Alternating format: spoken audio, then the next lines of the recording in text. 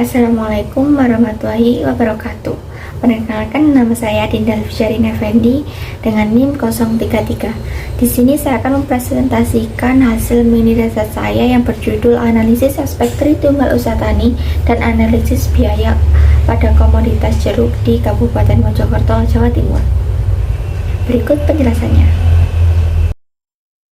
Pada bab pertama ada pendahuluan. Di Kabupaten Mojokerto terletak di Provinsi Jawa Timur, memiliki potensi yang signifikan dalam kegiatan usaha tani komoditas jeruk. Dengan kondisi geografis yang mendukung dan iklim yang cocok, para petani di daerah ini telah mengembangkan berbagai teknik pertanian untuk meningkatkan produksi jeruknya. Menurut Aditya et al. 2021, salah satu komoditas unggulan adalah jeruk yang menjadi sumber penghasilan bagi banyak petani di daerah Mojokerto. Mini riset ini dilakukan dengan cara wawancara Bapak Haji Iksan Effendi sebagai salah satu petani pada komoditas jeruk di Mojokerto. Salah satu masalah utama yang dihadapi adalah Tritunggal Usaha Tani yang belum optimal. Hal ini mencakup aspek pemilihan varietas tanaman, penggunaan teknologi pertanian yang tepat, dan manajemen sumber daya yang efisien. Menurut Yulisa et al. 2022, kurangnya pemahaman dan akses terhadap praktik pertanian modern dapat menghambat produktivitas dan kualitas hasil panen jeruk. Dengan memahami secara mendalam aspek-aspek yang mempengaruhi produktivitas dan efisiensi usaha tani, dapat dirancang strategi yang lebih baik untuk meningkatkan kesejahteraan petani jeruk di Mojokerto. Menurut Yulisa et al. 2022, analisis biaya juga dipengaruhi untuk mengevaluasi efektivitas dan penggunaan sumber daya dan mengidentifikasi area potensi untuk penghematan atau efisiensi lebih lanjut dalam kegiatan pertanian. Dengan demikian, mini riset ini diharapkan dapat memberikan kontribusi positif terhadap keberlanjutan dan kemajuan usaha tani jeruk di daerah Mojokerto. Pada bagian pembahasan, ada 3 hal yang akan dibahas. Yang pertama yaitu klasifikasi usaha tani, yang kedua faktor produksi usaha tani, dan yang ketiga yaitu analisis biaya usaha tani. Yang pertama, kita akan membahas mengenai klasifikasi usaha tani. Klasifikasi usaha tani dapat diartikan sebagai proses pengelompokan atau pengkategorian usaha tani berdasarkan bentuk, pola, dan sifatnya. Menurut Mustika et al. 2019, tujuan dari klasifikasi usaha tani ini untuk memahami variasi dalam praktik pertanian, mengidentifikasi pola umum atau tren, serta membantu dalam merencanakan kebijakan dan strategi pengembangan pertanian yang lebih efektif dan sesuai dengan konteks lokal. Dalam klasifikasi usaha tani dibedakan menjadi 3 kategori. Yang pertama yaitu klasifikasi usaha tani berdasarkan bentuknya. Ada 3 kelompok lagi, yaitu usaha tani individu yang dijalankan oleh petaninya sendiri. Untuk yang kedua yaitu usaha tani kelompok, yaitu dijalankan dengan penggabungan petani-petani menjadi satu kelompok. Dan yang ketiga yaitu usaha tani korporasi, yaitu petani yang bekerja sama dengan perusahaan. Yang kedua yaitu klasifikasi usaha tani berdasarkan pola. Ada 3 macam, yaitu pola tradisional, intensif, dan organik. Untuk yang ketiga yaitu klasifikasi usaha tani berdasarkan sifatnya. Ada 2 macam, yaitu usaha tani subsisten dan usaha tani komersial. Untuk usaha tani subsisten ini akan dikonsumsi sendiri. Untuk usaha tani komersial ini tujuannya untuk dijadikan sebagai pemasukan dalam usaha tani tersebut atau dijualkan. Dalam klasifikasi usaha tani komoditas jeruk di Mojokerto dapat diklasifikasikan sebagai berikut. Untuk klasifikasi usaha tani berdasarkan bentuknya ada 2 macam, ada individu dan kelompok. Jadi petani jeruk di Mojokerto ini ada yang individu dan ada yang kelompok, tapi kebanyakan memang individu. Untuk berdasarkan polanya ada ketiganya, untuk tradisional, intensif, dan organik. Tetapi kebanyakan petani lokal di sini menggunakan metode atau pola tradisional. Untuk sifatnya memang diperuntukkan untuk komersial, seperti dijual kepada tengkulak atau dijual langsung kepada konsumen, ataupun dibuka sebagai wisata kebun jeruk. Faktor produksi usaha tani ini dapat diartikan sebagai faktor yang sangat penting dan yang sangat berpengaruh terhadap produksi usaha tani yang akan dihasilkan. Yang pertama yaitu adanya faktor alam, faktor tenaga kerja, faktor modal, dan faktor manajemen. Yang pertama yaitu faktor alam. Faktor alam dapat dibagi menjadi beberapa hal yang penting yang dapat mempengaruhi pertumbuhan dan produksi komoditas jeruk di Mojokerto ini. Yang pertama ada tanah. Nah, tanah ini komoditas jeruk cocok ditanam pada tanah yang kering atau tidak basah karena dapat mempengaruhi pertumbuhan tanaman itu sendiri. Untuk ketersediaan air juga harus secukupnya, tidak boleh kurang dan tidak boleh berlebihan. Karena untuk komoditas jeruk ini tanamannya tidak boleh terendam air secara terus-menerus. Untuk iklimnya cocok ditanam di subtropis, yaitu di Indonesia sendiri. Untuk tipografinya, tanaman jeruk ini dapat tumbuh pada dataran tengah dan dataran rendah. Di Mojokerto ini memang ada dataran tinggi dan sampai dataran rendahnya. Jadi komoditas jeruk hanya menyebar pada di dataran rendah saja. Untuk faktor tenaga kerjanya pada usaha tani komoditas jeruk ini, kebanyakan petaninya masih menggunakan tenaga kerja keluarga karena dapat mengurangi biaya pengeluaran untuk tenaga kerjanya sendiri, dan dapat dilihat juga dari skala usaha taninya. Mereka di sini masih terbilang masih skala kecil karena kurang dari 1 hektar lahannya. Untuk teknologi yang diadopsi oleh petani antara lain mesin penyemprot obat tanaman, penyiraman otomatis, dan mesin pemotong rumput. Untuk faktor modalnya, kebanyakan para petani jeruk di Mojokerto ini menggunakan modal pribadi, mulai dari lahan juga milik mereka pribadi. Untuk modal biaya lainnya juga masih menggunakan modal pribadi. Faktor manajemennya, petani di sini harus menjalankan beberapa tugas manajemen seperti planning, implementasi, controlling, dan adjustment. Untuk yang pertama ada planning. Planning, petani harus bisa memilih varietas yang cocok, dan penjadwalan pemupukan, penjadwalan irigasi, pengendalian hama dan penyakit, serta strategi pemasaran. Untuk implementasinya, yaitu petani harus mengelola sumber daya yang mereka miliki seperti lahan, air, modal, dan tenaga kerjanya.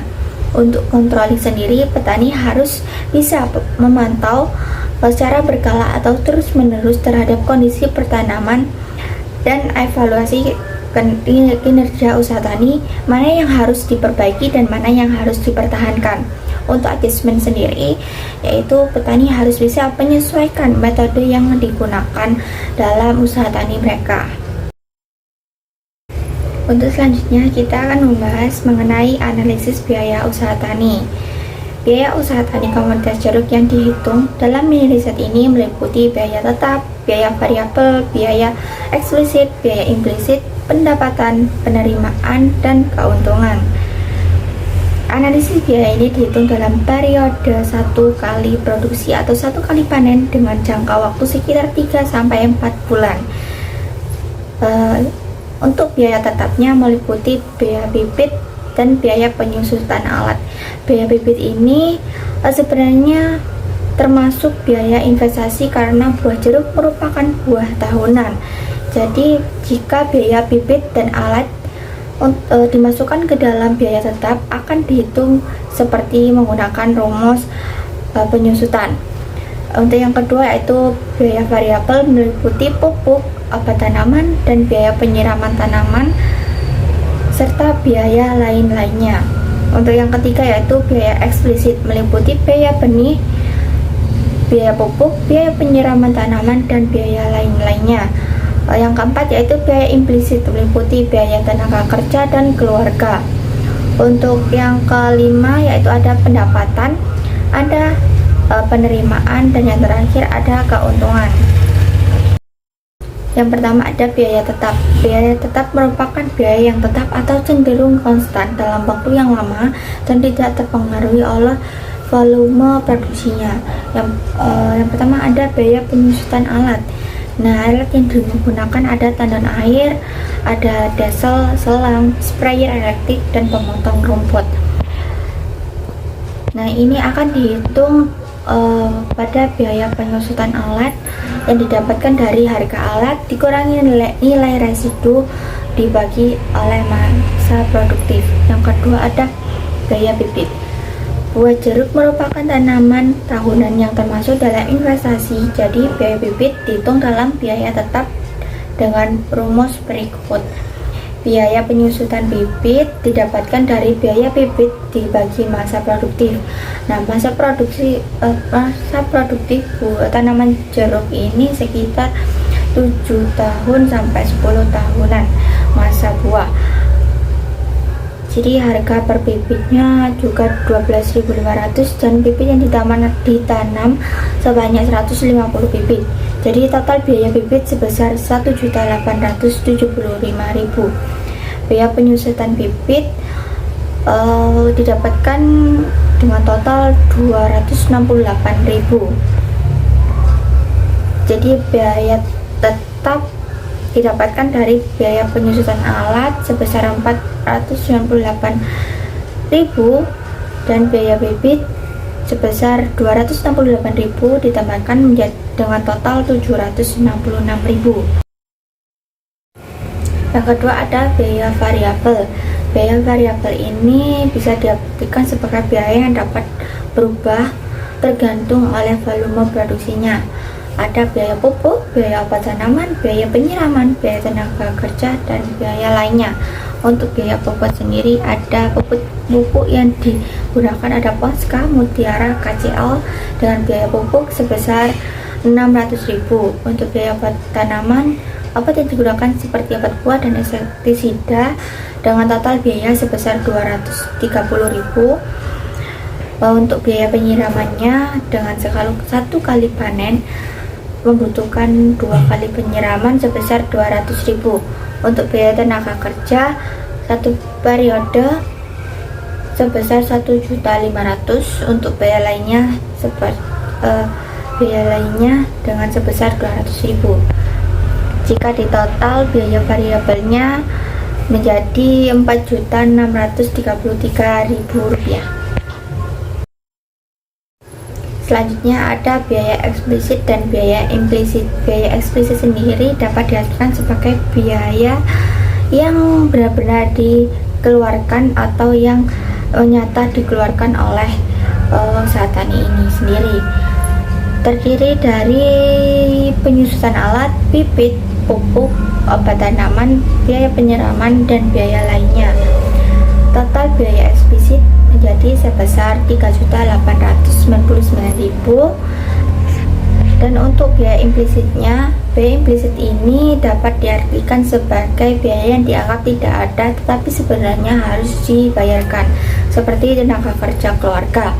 Total biaya implisit yaitu 1.500.000.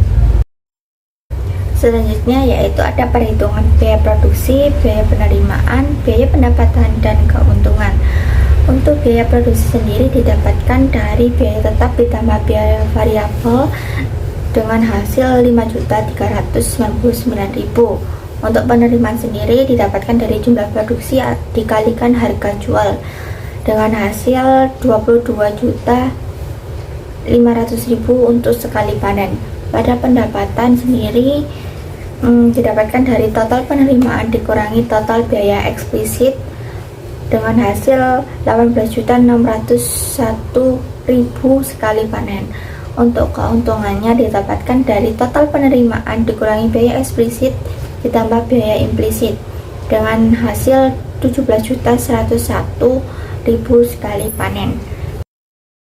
Jadi total biaya produksi komoditas jeruk berdasarkan perhitungan yang didapatkan adalah 5.399.000, sedangkan biaya tetap didapatkan biaya sebesar 766.000. Untuk biaya variabel dalam sekali panen atau sekitar 3-4 bulan sekali yaitu 4.633.000. Biaya eksplisit didapatkan dengan total 3.899.000 dan biaya implisitnya sebesar 1.500.000. Dari perhitungan yang sudah dilakukan, didapatkan perhitungan penerimaan pendapatan keuntungan yang didapatkan oleh petani dalam sekali panen atau sekitar 3-4 bulan sekali. Penerimaan petani dalam sekali panen sebesar 22.500.000. Pendapatan yang diperoleh sebesar 18.601.000 sekali panen dan keuntungan bersihnya diperoleh sebesar 17.101.000 sekali panen. Kesimpulan yang didapatkan dari hasil mini riset yang telah dilakukan pada usaha tani jeruk ini yaitu faktor-faktor produksi seperti faktor alam, tenaga kerja, modal, dan manajemen memainkan peran penting dalam keberhasilan sektor pertanian tersebut. Dari hasil analisis usaha tani ini dapat disimpulkan bahwa menurut klasifikasi usaha tani berdasarkan bentuk rata-rata menjadi usaha tani individu, tetapi ada juga yang kelompok. Menurut klasifikasi usaha tani berdasarkan pola termasuk pada pola usaha tani tradisional, intensif, dan organik. Sedangkan usaha tani berdasarkan corak atau sifatnya hanya termasuk pada usaha tani komersial karena cuma dijadikan sebagai seperti dijual dan sebagai wisata kebun jeruk saja. Untuk peran manajer petani dapat dalam mengolah sumber daya dan pengambilan keputusan efektif juga turut menentukan keberhasilan usaha tani jeruk di wilayah tersebut. Hasil perhitungan biaya produksi menunjukkan bahwa biaya total produksi baik tetap maupun variabel berperan langsung terhadap pendapatan dan keuntungan petani. Dengan penerimaan pendapatan dan keuntungan bersih yang cukup signifikan, usaha tani jeruk di Kabupaten Mojokerto menunjukkan potensi ekonomi yang menjanjikan bagi para petani lokal. Yang terakhir ada saran. Yang pertama, terus meningkatkan keterampilan manajerial petani dalam mengelola usaha tani secara efisien dan berkelanjutan. Yang kedua, ada menyediakan akses yang lebih baik terhadap pembiayaan dan pelatihan pertanian juga dapat membantu meningkatkan produktivitas dan keberlanjutan sektor pertanian jeruk di Kabupaten Mojokerto. Yang ketiga, ada pembangunan infrastruktur pertanian yang lebih baik dan penerapan teknologi modern dapat membantu meningkatkan efisiensi produksi serta daya saing produk jeruk di wilayah tersebut di pasar lokal maupun internasional.